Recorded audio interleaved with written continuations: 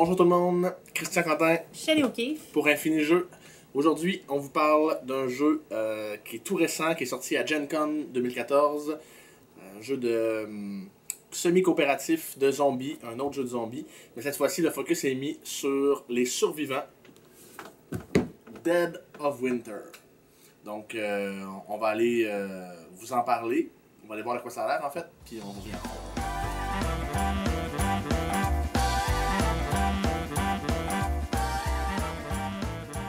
Donc, voici un aperçu du plateau de jeu pour Dead of Winter. Le but du jeu, c'est de réussir l'objectif principal qu'on va choisir en début de partie. Donc, il y en a plein à choisir. On choisit un objectif principal. Les joueurs vont coopérer dans le but d'atteindre cet objectif-là, mais aussi d'atteindre leur objectif secret qui leur est distribué en début de partie. Donc, les joueurs ne peuvent pas gagner s'ils n'ont pas réussi à la fois l'objectif principal et leur objectif secret. Donc, sans plus tarder, on va aller voir les 4 objectifs. Donc, première chose qu'on va choisir dans la partie, c'est l'objectif principal. Il y en a plusieurs parmi lesquels vous pouvez choisir. Ils ont chacun une durée d'indiquer dans le bas ici, donc courte, moyenne ou longue. Une fois que vous avez choisi votre carte objectif, dessus vous avez ici la mise en place. Donc, on vous dit la piste de morale et la piste de tour commence à quel nombre, où placer les zombies en début de partie, et la condition de victoire. Donc, une fois que vous avez sélectionné ça, vous allez distribuer à chaque joueur un objectif personnel qui sont ici. Donc, un objectif personnel, ça peut être soit un objectif régulier comme celui-là. Quand vous avez un objectif régulier, le premier point de votre objectif, c'est toujours de réussir l'objectif principal. Le deuxième point, ça peut être n'importe quoi. Ça peut être celui qui a le plus de cartes. Avoir un seul survivant à la fin de la partie, avoir aucune blessure sur vos survivants, etc. Donc, il y a vraiment, encore une fois, une tonne d'objectifs secrets différents. Mais aussi, c'est possible que vous soyez un traître. Alors là, votre premier point objectif sera toujours que le moral de la colonie soit à 0. Dans ce cas-là, la partie se termine et tous les gens qui ont une carte comme ça ont raté l'objectif principal. Parce que la partie se termine aussi quand l'objectif principal est accompli. Donc, si vous êtes le traître, votre but, c'est que le moral descende à 0. Et vous avez aussi un objectif secondaire qui ressemble aux objectifs secondaires de ces cartes-là. Donc, comment les cartes sont distribuées en début de partie, il y a à peu près un petit peu moins que 50% de chances qu'il y ait un traître. Parce qu'on va distribuer 2 cartes par joueur d'objectifs réguliers. Puis on va ajouter à ça une carte de traître. On va les mélanger, puis on va distribuer une carte à chaque joueur. Donc, par exemple, si vous êtes 4 joueurs dans la partie, on va distribuer 8 cartes comme ça. On va ajouter une carte comme ça. On va brasser les 9 cartes et on va en distribuer une seule à chaque joueur. Donc, il y a un petit peu moins que 50% des chances qu'il y ait un traître dans la partie. Après avoir reçu leur objectif secret, les joueurs vont se prendre une aide de jeu comme ça, vont placer leur carte objectif ici, et ils vont recevoir 4 cartes survivants. Ils vont en choisir 2. Ils vont en nominer un comme étant leur groupe leader, et il y en a un qui va être dans les followers. Ce que ça change, je vous montre la composition d'une carte ici. Sur les cartes survivantes, vous avez un nombre en haut à droite qui est le nombre d'influence. Ce nombre-là est important pour 2 choses. En début de partie, le joueur qui va avoir le leader le plus influent va être le premier joueur. Il va donc prendre le jeton premier joueur ici. Mais surtout, durant le reste de la partie, à chaque fois qu'on va décider, à chaque fois qu'il y a un endroit où des survivants vont mourir, s'il y a un survivant qui meurt, s'il y en a plusieurs, ça va être celui avec le moins gros nombre ici d'influence. Donc, ce nombre-là est important. Ensuite, vous avez la valeur d'attaque, la valeur de recherche et l'habileté spéciale du survivant. Je vais vous parler tantôt, quand je vais parler des actions de attaque et recherche, donc on va y revenir. Sachez que le chiffre est important. Ensuite, sur votre aide de jeu, il y a un court résumé des rondes du tour de jeu. Puis ici, des actions que vous pouvez entreprendre à votre tour. Voilà. Ensuite, quand vient le temps de débuter la partie, le premier joueur, en fait, chaque joueur va se prendre 3 dés ici qu'il va placer sur son aide de jeu. Toujours un dé de base, plus un dé par survivant qu'on contrôle. C'est pour ça qu'on prend 3 dés au début de la partie. On va les lancer avant le premier tour, puis on va les placer ici sur la section dés non utilisés. Et ces dés-là vont nous permettre de faire des actions et on va les relancer au début de chacun de nos tours. Ensuite, chaque joueur va recevoir 5 cartes objets comme ça. Les cartes objets de départ peuvent être soit de la nourriture avec le symbole nourriture ici, soit de l'essence avec le symbole essence, soit des outils variés avec le symbole outils, ou des médicaments avec le symbole médicament. Chaque carte a aussi un texte, donc peut être jouée ou pour le texte, ou contribuer à la crise avec son symbole, ce dont je vous parle immédiatement. Parce que la première chose qu'on fait au premier tour de jeu, et au début de chaque tour subséquent, c'est qu'on va retourner la carte ici, crise. Et la carte crise ici va nous dire quelle carte il faut contribuer pour réussir la crise puis qu'elle ne nous affecte pas. Ce que ça fait si on rate la crise. Et ici, une option pour la réussir un petit peu mieux que ce qui est demandé pour nous donner un bonus additionnel. Donc cette crise-là nous demande de la nourriture égale au nombre de joueurs. Donc si on joue à 4 joueurs, par exemple, il faut mettre 4 nourritures dans la crise collectivement. Comment ça fonctionne? Je mets la carte crise ici. J'enlève ça, c'est d'une autre partie. Et à mon tour de jeu, une des actions que je peux faire comme joueur, c'est que je peux contribuer une carte à la crise. Donc disons que c'est ma main de départ, j'en ai 2 cartes ici, moi, nourriture. Je pourrais dire, regardez, moi je vais prendre 2 cartes, je vais les contribuer à la crise, vous venez les placer ici. On les place toujours face cachée parce que les cartes qui ne sont pas du bon symbole dans la crise comptent en négatif. Donc, si quelqu'un met une carte d'un autre symbole que celui qui est demandé par la crise, ça compte en négatif. Pourquoi on voudrait faire ça? Ben, si on est le traître, peut-être qu'on veut que la crise soit ratée, puis que les gens subissent les effets, parce que notre but, c'est que le moral se rende à 0. Sinon, il n'y a pas vraiment de raison de faire ça.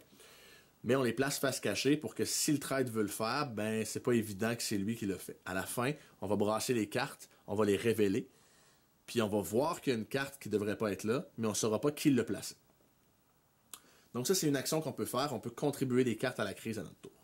Une autre action qu'on peut faire, c'est qu'on peut jouer les cartes pour leur texte. Par exemple, cette carte-là dit que je peux retirer une blessure sur n'importe quel de mes survivants. Donc je pourrais la jouer pour retirer une blessure d'un de mes survivants. Ce qu'on peut faire d'autre aussi à notre tour, on peut déplacer un survivant. Donc ici, j'ai placé les pions des survivants qui sont dans la partie dans la colonie. Tout le monde commence dans la colonie. Mais disons que je veux déplacer ce survivant-là, je veux l'amener à la bibliothèque ici. Donc, je peux le déplacer. À chaque fois qu'on se déplace dans Dead of Winter, il faut lancer le Exposure Die ici. Le dé d'exposition, j'imagine en français. Donc, il faut lancer ce dé-là pour savoir si on se blesse dans le transport ou, encore pire, si on se fait mordre dans le transport par un zombie. Donc, il y a une face morsure sur le dé, qui a 12 faces, donc une chance sur 12 de se faire mordre. Si on se fait mordre, on est mort. Non seulement on est mort, mais si votre survivant arrive dans un espace où il y avait d'autres survivants, l'effet va se transférer aussi. Donc ça va tuer au moins un autre survivant. Puis là, vous avez 2 options. Vous pouvez soit essayer de lancer le dé pour que ça ne vous tue pas, si vous êtes le deuxième, mais c'est possible que si ça vous tue, ça tue aussi le prochain. Je vous laisse lire dans les règles cette partie-là, mais bref, c'est dangereux si vous obtenez ce symbole-là dedans, sur une case où il y a d'autres survivants. Si vous êtes tout seul, c'est un peu moins grave. Vous mourrez quand même, ceci étant dit. Donc, il y a une face du dé qui est là-dedans, ici comme ça. Il y a 2 faces du dé qui est une engelure. Une engelure, c'est une blessure, mais qui va durer dans le temps, donc qui va vous donner une autre blessure au début de chacun de vos rounds subséquents. Il y a la face blessure qui donne une blessure. À 3 blessures, votre survivant est mort. Et il y a 6 cases vides comme ça qui n'ont aucun effet. Donc vous avez quand même une chance sur 2 de vous en sortir. C'est possible que vous soyez blessé, c'est possible que vous ayez une engelure, mais c'est aussi possible que vous mouriez directement. À chaque fois que vous vous déplacez, vous lancez ce dé-là. Une autre action qui est possible de faire, c'est que vous pouvez demander un type de carte aux autres joueurs. Vous dites par exemple, j'ai besoin de nourriture, puis les joueurs peuvent vous donner des cartes de nourriture. Vous devez les utiliser immédiatement et les cartes demandées ne peuvent pas être utilisées pour contribuer ici à la crise. Vous pouvez aussi remettre de l'équipement à d'autres joueurs parce que c'est possible que vous obteniez de l'équipement. Et vous pouvez voter pour faire exiler quelqu'un de la colonie si vous pensez que c'est le traître. Les gens vont voter et si quelqu'un est exilé, il va aller piger un nouvel objectif ici dans la pile des objectifs exilés. Donc ça va changer son objectif et il peut gagner la partie quand même, mais il ne peut plus retourner à la colonie. Et ça, toutes les actions que je viens de décrire là, c'est des actions qui n'utilisent pas les dés dont on a parlé tantôt. Donc, sur votre fiche de personnage, vous avez les dés ici. toutes les actions que je viens de mentionner n'utilisent pas les dés. Donc, vous pouvez quand même tout faire ça à votre tour, même si vous avez juste un survivant, vous avez juste 2 dés, vous pouvez tout faire ça. Les actions qui coûtent des dés maintenant. Vous pouvez attaquer un zombie. Si vous voulez attaquer un zombie à l'endroit où vous êtes, il faut dépenser un dé qui a au moins votre valeur d'attaque. Donc, si je veux attaquer, si je veux tuer un zombie avec Gabriel, ben, il me faut un dé qui affiche au moins 2 ou plus, parce que c'est sa valeur d'attaque.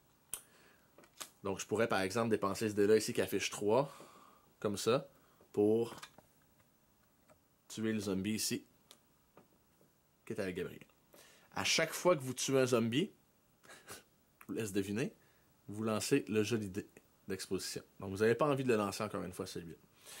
Il y a des cartes, par exemple, l'essence dans votre main de départ, ça vous permet de vous déplacer sans lancer ce dé-là. Et les armes que vous pouvez trouver dans les paquets, j'arrive à la recherche, vous permettent d'attaquer un zombie sans lancer le dé aussi. Donc, ces cartes-là deviennent très précieuses dans la partie. Donc, comme je disais, vous pouvez dépenser un dé pour attaquer un zombie. Vous pouvez aussi dépenser un dé de la même manière pour fouiller le paquet de l'endroit où vous êtes. Et ça fonctionne de la même façon. Il vous faut un dé égal ou supérieur à la valeur de recherche du personnage que vous utilisez. Donc, si je veux chercher ici avec Gabriel, ben, il faut que je dépense un dé qui a au moins une valeur 3, parce que c'est 3 sa valeur de recherche. Donc, disons que je prends le dé ici qui vaut 4, je le déplace là, puis je fais une recherche avec Gabriel. Quand on fait une recherche, on retourne la première carte du paquet de recherche, puis on la prend dans nos mains. Mais avant de la prendre, on a une autre option. On peut faire du bruit à l'endroit où on est, en mettant un petit jeton bruit comme ça. Il y a de l'espace pour 4 bruits à chaque endroit. Si on fait un bruit, ça nous permet de fouiller un petit peu plus longtemps puis de retourner une nouvelle carte. On va quand même en garder une seule, mais ça nous rajoute des options. Et là, on peut faire du bruit tant qu'il y a de la place comme ça. Et là, je vous entends me dire que de faire du bruit, c'est probablement pas une bonne idée tant que ça. Effectivement. À la fin du tour, bon, disons que j'ai fait un seul bruit, puis que j'ai pris la deuxième carte dans ma main. Celle-là, je la retourne en dessous du paquet. Puis à la fin du round complet, quand tout le monde va avoir terminé toutes ses actions, on va rajouter des zombies partout où il y a des survivants. Donc, s'il y a un survivant ici, je rajoute un zombie. Et vous remarquez qu'il y a un nombre limité d'espace ici pour les zombies. Ensuite, pour chaque jeton bruit, je vais lancer un dé. Si j'obtiens 1, 2 ou 3, ou 4, 5 ou 6, je ne me souviens plus, mais bref, il y a une chance sur 2 que ce bruit-là attire un autre zombie. Donc, pour chaque jeton bruit, je vais lancer un dé, puis il y a une chance sur 2 que ça fasse ajouter un zombie supplémentaire. Si jamais je devais ajouter un zombie et qu'il n'y avait plus de place, eh bien, je tue le survivant qui a le plus petit chiffre d'influence à l'endroit où j'aurais dû ajouter le zombie. Et je ne l'ajoute pas. Donc, Gabriel serait mort si j'avais ajouté un 4e zombie ici. Donc, c'est comme ça que ça va fonctionner à la fin du tour. C'est pour ça que faire du bruit, si vous avez un petit peu d'espace, peut-être, mais c'est pas toujours la meilleure idée. En même temps, ça vous permet de choisir la carte que vous allez piger. Donc, ça peut être bon dans d'autres situations. Les actions, donc, vous pouvez chercher de cette façon-là.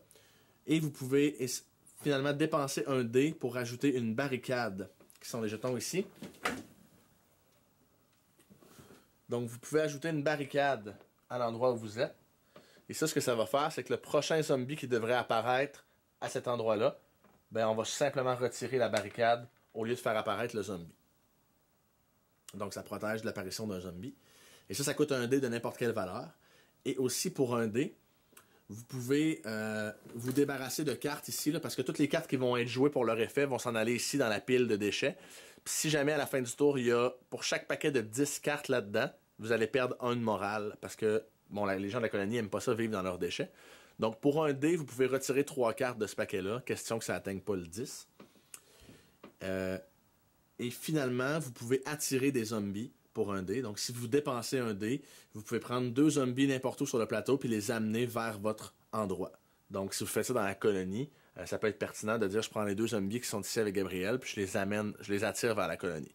Donc Gabriel peut chercher librement, même faire un peu de bruit. Donc voilà les actions que vous pouvez faire. Ça a l'air de faire beaucoup, mais les tours vont quand même vite. Vous avez juste 3 dés par tour, à moins que vous obteniez d'autres survivants. Là, il y a des cartes. Et il reste une chose... il reste quelque chose dont je n'ai pas parlé. 2 choses.